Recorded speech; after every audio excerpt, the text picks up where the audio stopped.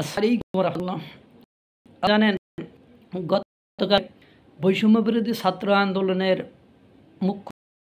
মুখপাত্র উমামা পদত্যাগ করেছে। পদত্যাগ করার সময় কি কি আসল আবাস তাদেরকে দিয়েছে, তারা যে সবার সাথে ছলনা করছে, তারা যদি চেতনার ব্যবসা শুরু করেছে, তারা যে জুলাই গণঅভ্যুত্থানের বেচাকেনা শুরু করেছে, সেটা স্পষ্ট আপনার ফেসবুকে পোস্ট দিয়ে লিখে পুরো দেশকে জানিয়ে দিয়েছে এবং অভিশাপ দিয়েছে তাদেরকে সে কোনোভাবে ক্ষমা করবে না।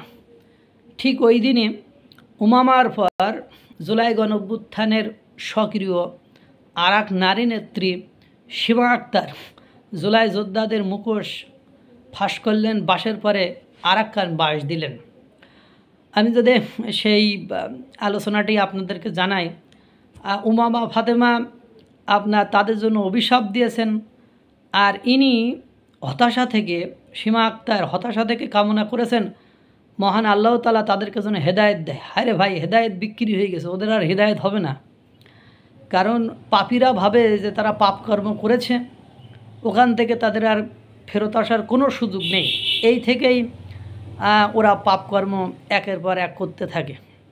আমার সর্বশেষ প্রকাশিত বইতে ঠিক ওই ধরনের একটা গল্পই লেখা আছে যে পাপীরা যেটা ভাবে, মহান আল্লাহ তাআলা বলছে আমি ক্ষমা করতে ভালোবাসি, আর পাপীরা ভাবে যে বড় অন্যায় করেছি, এ তো ক্ষমা হবে না, তাহলে আরও পাপ করতে থাকি। তো এদের অবস্থা ঠিক ওরকমই হয়েছে। এরা একটা অপকর্ম জড়িয়ে গিয়েছে এবং সেটা থেকে আর কোনোভাবে নিজেরা বের হতে পারবে না, বা বের হলে তাদের ক্ষতি হবে। এই থিঙ্কিং অ্যান্ড থট থেকে তারা আরও অপকর্ম বড়ো করার চেষ্টা করছে। যাই হোক, আমার কথা না বলে সীমা আক্তার কী বলেছে সেটা আপনাদেরকে একটু শোনাই।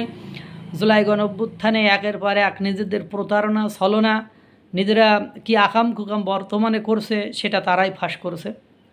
সীমা আক্তার বলছে, আমার মনে হয়েছে বৈষম্য বিরোধী ছাত্র আন্দোলনের যে প্ল্যাটফর্ম, সেটি দিন দিন এত বেশি ক্রাফটেড অ্যান্ড সেন্টার্ড হচ্ছে, এটাতে কোনো গণতান্ত্রিক চর্চা নাই। আগের মতো রাজনৈতিক একটি সংগঠনে পরিণত হয়েছে। ঢাকার বাইরেও অন্যান্য জেলা উপজেলা এই কমিটি কিভাবে দেওয়া হচ্ছে কেউ কিছু জানে না।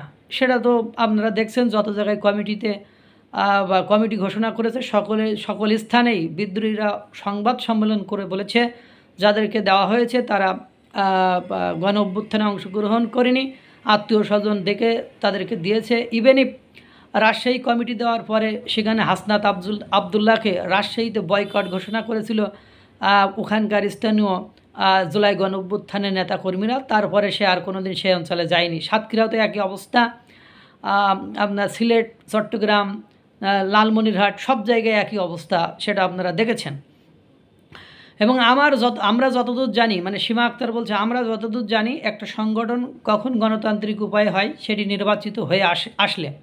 বৈষম্য বিরোধী একটি গণ অভ্যুত্থানের পরের একটি প্ল্যাটফর্ম, যেখানে থেকে ভিন্ন মতাবলম্বীদের সাইড করে দেওয়া হয়েছে। অর্থাৎ উনি এটা করছেন যে একটা নির্দিষ্ট মতাদর্শের লোকদেরকে তারা, সামান্তা শারমিনকে দেখলেই বোঝা যায়, মতাদর্শের লোকদেরকে তারা সেখানে ইনক্লুড করছে, আর যারা ভিন্ন মতাদর্শের তাদেরকে সাইড করে বের করে দেওয়া হয়েছে। সত্যিকার যারা যোগ্য তাদের ক্ষেত্রে কৃপণতা দেখিয়ে, স্বজন প্রীতি দেখিয়ে, কোরআন প্রীতি দেখিয়ে লোকদের মুখপাত্র এবং সভাপতি বানিয়েছে, সংগঠনটির মুখপাত্র এবং সভাপতি বানিয়েছে। এই প্ল্যাটফর্ম মূলত প্রেশার গ্রুপ হয়ে কাজ করতে চেয়েছিল, কিন্তু সেটা না করে এটি মূলত সরকারের সংগঠন হিসেবে কাজ করেছে। অন্যান্য ছাত্র সংগঠনের প্রতি কাদা ছোড়াছুড়ি করাই ছাড়া এদের এখন বর্তমানে আর কোনো কাজ দেখি না।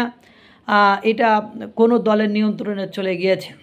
এই প্ল্যাটফর্মটার এখন আর কোনো কাজ নেই। গণ অভ্যুত্থানের পরে যে ধরনের সংস্কারের কাজ নিয়ে মাঠে নামছিলাম, এই প্ল্যাটফর্ম দিয়ে সেই কাজ আর হচ্ছে না।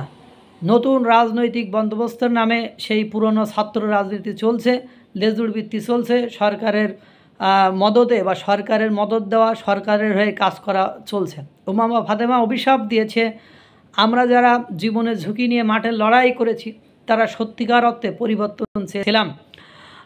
আমরা নতুন কোনো সংগঠনের জন্য নয়, আমরা দেশকে নতুন করে সাজানোর জন্য নেমেছিলাম। ভাবছিলাম ফ্যাসিস্ট আমল শেষ হলে নতুন রাষ্ট্র গঠন করা যাবে। জুলাই আন্দোলনের মধ্যেও যে জুলাইকে বিক্রি করার মানুষ রয়েছে তা এখন স্পষ্ট হলো। এখন শুধু জুলাই বিক্রি, তার বিক্রি, তার জুলাই নিয়ে রাজনীতি হবে।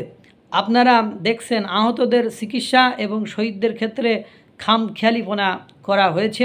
এটা উদ্দেশ্য প্রণোদিত এবং এটি রাজনৈতিক ভাবে করা হয়েছে। এবং এই সমস্যাগুলো নিয়ে রাজনীতি করার জন্য জিয়ে রাখা হয়েছে। আমি হতাশা থেকে তাদের হেদায়েত কামনা করেছি। আমি হতাশা থেকে তাদের হেদায়েত কামনা করেছি।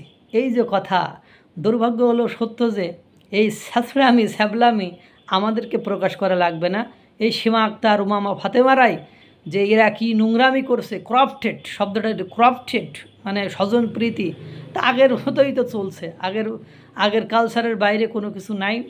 মধ্যে পড়ে কিছু মানুষ একেবারে নিঃস্ব, অসহায়, দিশেহারা হয়ে গেল। আল্লাহ তাআলা সকলকে ভালো রাখুক, সুস্থ রাখুক। আসসালামু আলাইকুম ওয়া রাহমাতুল্লাহ।